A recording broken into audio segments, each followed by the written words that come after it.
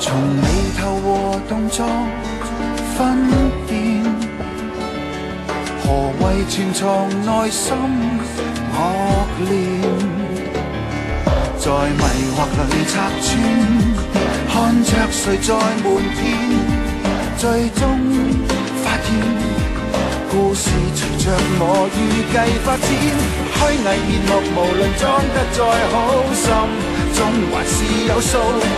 謊話就是無論編得再好，總捉到你的路。這樣用力逃避一種眼神，其實你已敗露。不靠着情報，我都可看到。假若罪行誰在掩飾也好，心中還是有數。虛偽面目無論裝得再好，偏欠缺深度。這樣用力逃避一種眼神，其實你已敗露。不靠着情報，你心虛我知道。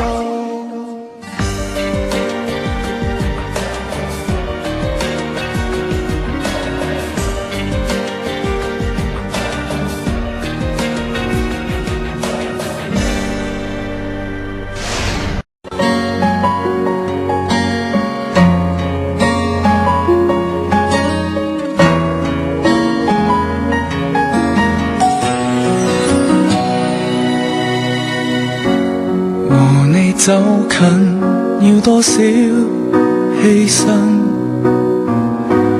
假如天意也想我安分，沒原因未合襯，仍可緊守着互任。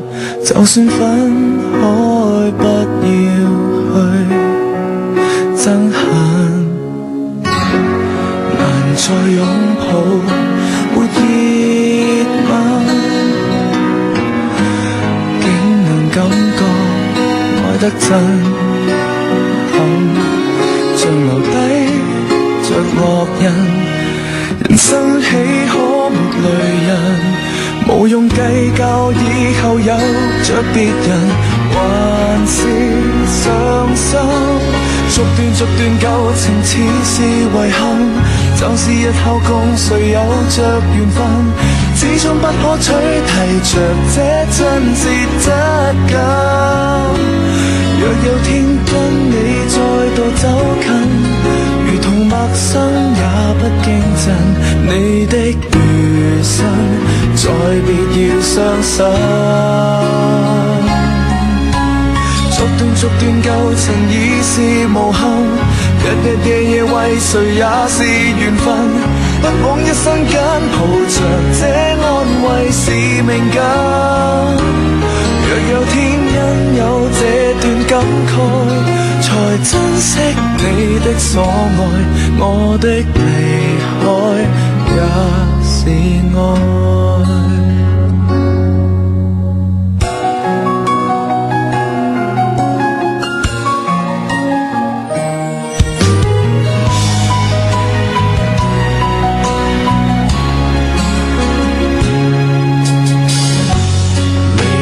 走近像律韻，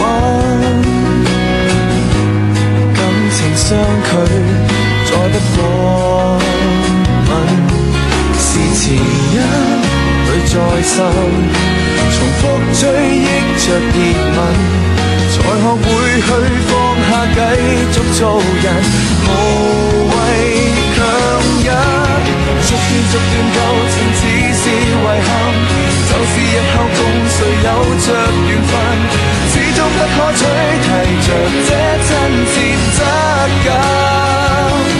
若有天跟你再度走近，如同陌生也不驚震，記憶猶新，每日每分動人吸引。逐段舊情已是無憾，日夜為誰也是緣分，不枉一生間抱着這安慰是命感。若有天因有這段感